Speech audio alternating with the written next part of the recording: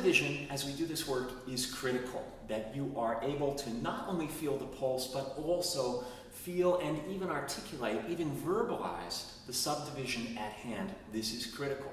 In this series, it's very simple subdivisions only. We're moving in quarter notes, 2, 3, 4 to the eighth notes, and 2 and 3 and 4, and to triplet, 2 palet, 3 palet, 4 palet, 1 palet, to triplet subdivisions to 1 en, 2 en, 3 en, 4 en. And certainly as the exercise goes by, at least some of the time, try to articulate that subdivision and verbalize it.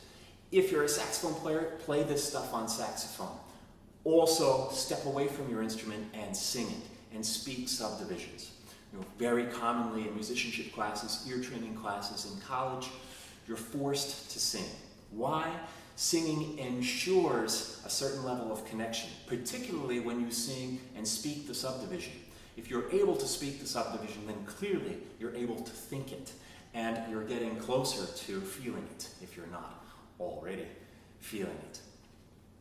Speak with conviction. When you say 1 and 2 and 3 and 4 and feel that subdivision, a nice intensity. Think kung fu movie sharpness, and 2 and 3 and 4 and 1 and 2 and. Let's avoid the lethargic 1 and 2 and 3, and it gets kind of blob-like.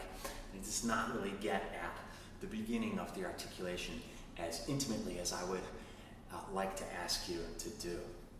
So speak with intensity, with conviction. Do all of this work in each of 3 ways. Number 1, with a metronome.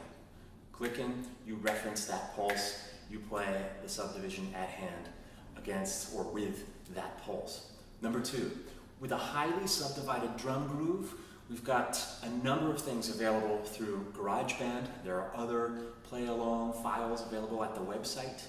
All good. Have play-along experiences that give you not only the rhythm at hand, but the other bits in and around those articulations. Maybe we're meant to play in eighth notes. 1 and 2 and 3, and we're going to scale 1 and 2 and 3 and 4 and so forth. Well, playing with a subdivision that goes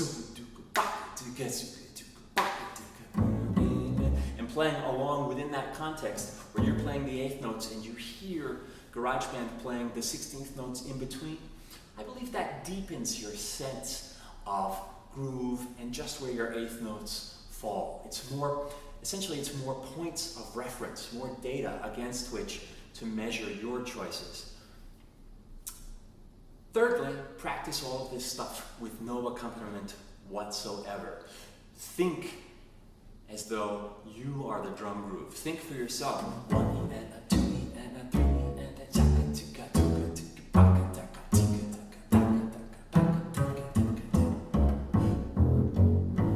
Think as though you are the drum groove. Do the work so that you by yourself are proving an awareness of pulse and subdivision and really building essentially your internal strength in that regard.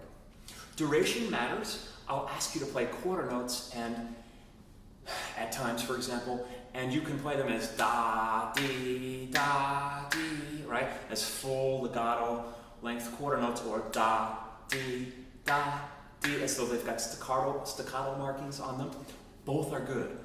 The change in duration changes the feeling of the music and is something to experience in a variety of ways to help you be ready for real life application, where you've always got to play X, Y, and Z notes on the beat, for example, but in some cases short, in some cases medium length, in some cases long.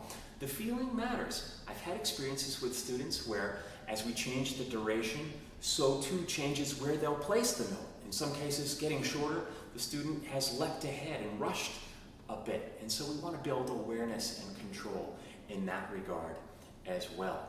So within this series, a few lessons are available, and the forum page is forever there, up and running, ready for you to interact, comment, question, and for me to get back to you, and for you and I to have a dialogue. I wish you the very best with this material. Good luck. There are lessons with real pitch and rhythm material to follow right on the heels of this one. Have a ball, and can't wait to hear some great music one day soon from you in the future. Thanks.